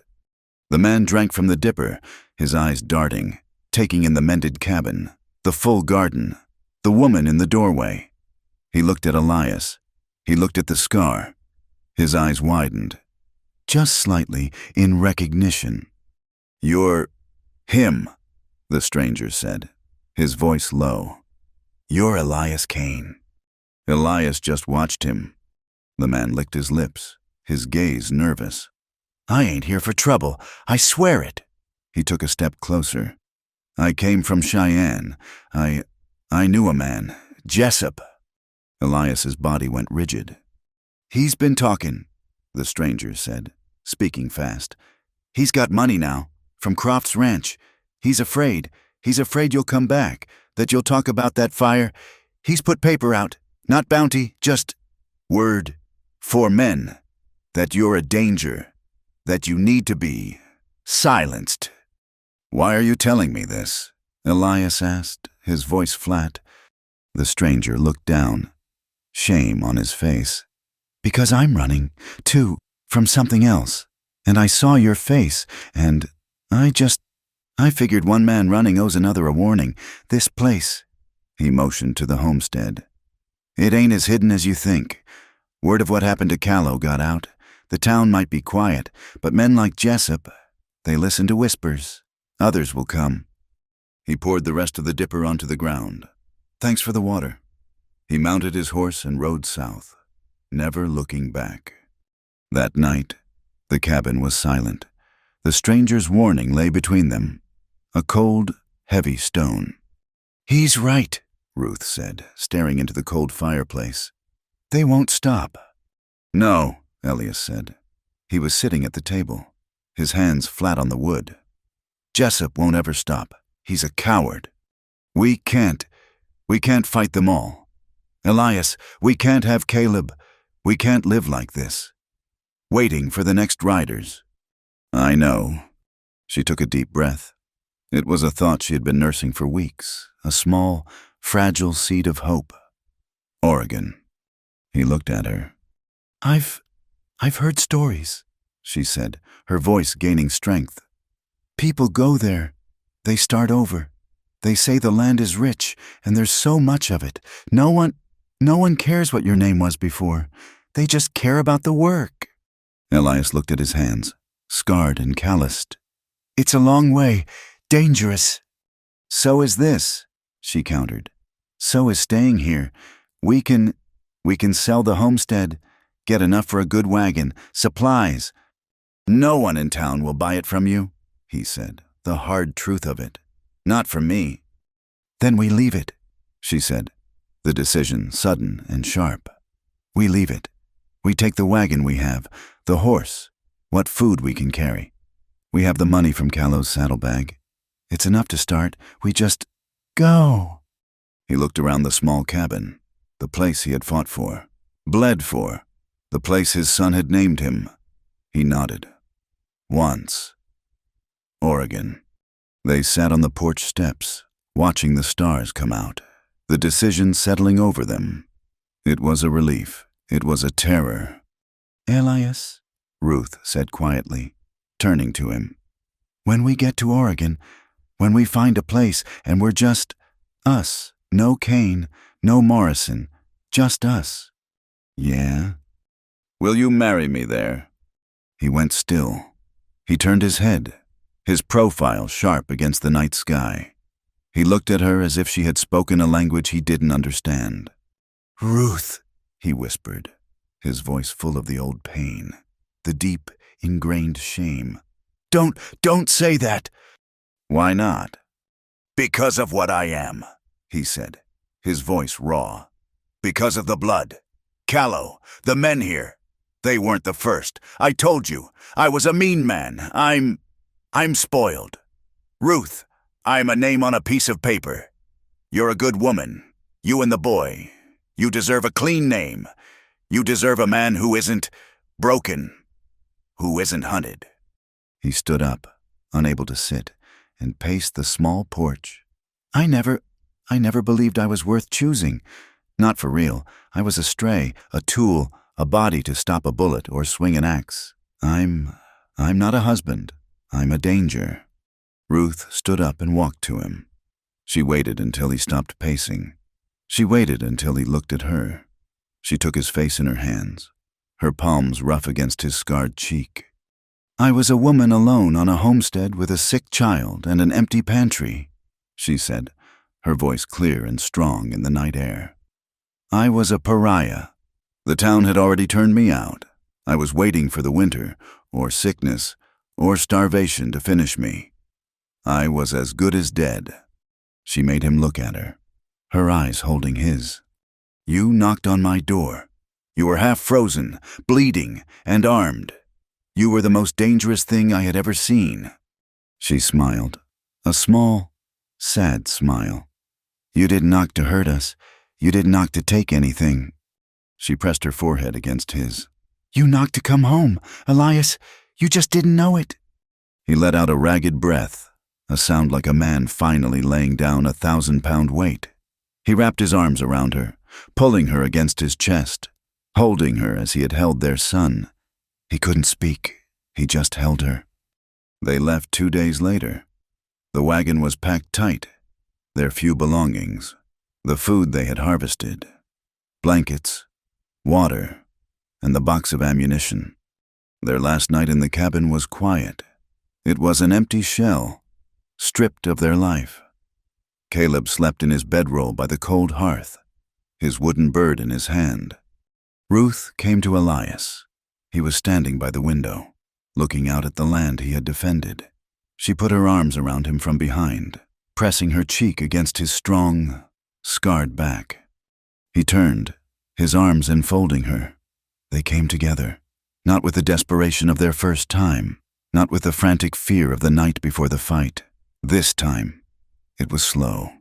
It was unhurried. It was a promise. It was the sealing of a vow. A quiet, physical confirmation of the family they had forged. They lay tangled in the blankets on his cot, the moonlight streaming through the bare window. The cabin was silent, a tomb of their old lives. "I never expected you," Ruth whispered into the darkness, her hand tracing the scar on his shoulder. "That night, in the storm, I was so afraid." He kissed her hair.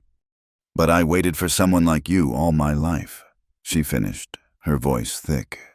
"I just didn't know it." He held her tighter. It was the only answer he had. The next morning, the sun rose, clear and bright. Elias lifted Caleb onto the wagon seat. The boy sat between them. Ruth took one last look at the cabin. The sod roof, the mended door, the clean floorboards. It had been her prison. It had been her sanctuary. It had been the place she was reborn. She did not lock the door. Elias held out his hand. She took it, and he helped her up onto the seat. He picked up the reins. He looked at her.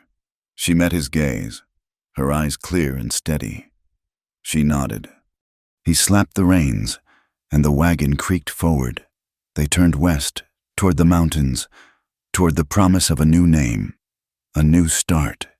They didn't look back. They were a family, 3 small figures against the vast, empty prairie. And their love, forged in fire and blood, was strong enough to be their truth. Thank you so much for listening to this story.